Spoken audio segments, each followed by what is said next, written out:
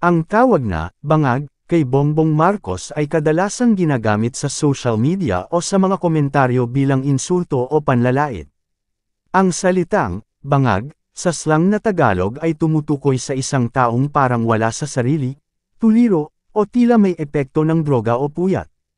Hindi ito isang opisyal o legal na termino, karaniwan itong ginagamit ng mga kritiko upang tukuyin ang kilos, pananalita, o galaw niya na sa tingin nila ay mabagal, hindi malinaw, o parang lutang.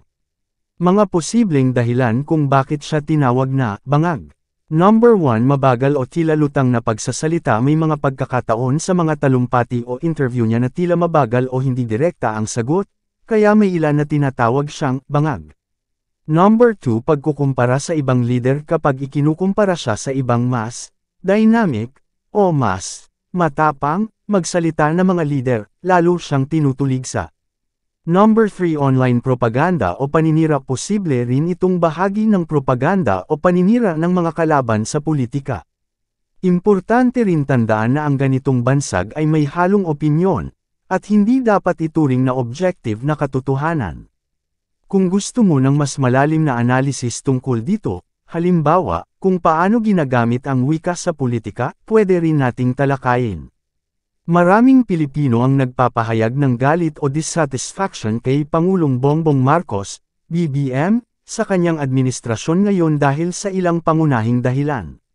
Narito ang ilan sa mga kadalasang isinusumbat o pinag-uugatang ng galit. Karamihan sa Pinoy ang nagagalit. Mataas na presyo ng bilihin at inflation. Isa sa pinakamalaking isyu ay ang patuloy na pagtaas ng presyo ng pagkain, lalo na ng bigas, sibuyas, at iba pang pangunahing bilihin. Marami ang nadidismaya sa kakulangan ng konkretong solusyon ng pamahalaan upang mapababa ang presyo o maibsan ang epekto sa mga mamamayan. Pamumuno bilang The Secretary. Si BBM mismo ang umupo bilang Secretary ng Department of Agriculture, pero maraming nagsasabing walang malaking pagbabago o reforma ang nangyari. Dahil dito, sinisisi siya sa kakulangan ng suporta sa mga magsasaka at sa importation policies na sinasabing nakakasama sa lokal na agrikultura. Pagkukumpara sa ibang leader, ikinukumpara siya sa dating mga presidente, lalo na kay Duterte na may malakas at prangkang estilo, kaya may perception na si BBM ay mahina o hindi decisive.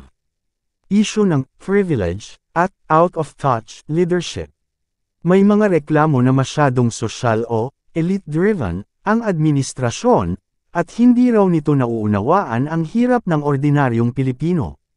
Napapansin din ang mga biyahe sa ibang bansa, at minsan ay pinapuna bilang lavish o hindi timely sa gitna ng krisis. Kakulangan sa transparency o malinaw na direksyon. Marami ang nagsasabi na kulang ang konkretong plano at malinaw na pulisya sa ilang importanteng isyu gaya ng edukasyon, transportasyon, at kalusugan. Nakikita ng iba na ang gobyerno ay reactive kaysa proactive. Political baggage at Marcos legacy. Hindi maiiwasan na ang pangalan niyang, Marcos, ay may kasaysayan.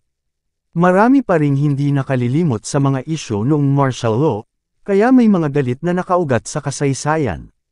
Mr. Kasag pa here subscribe muna yan para updated ka sa panibagong videos. Maraming salamat po and God bless you.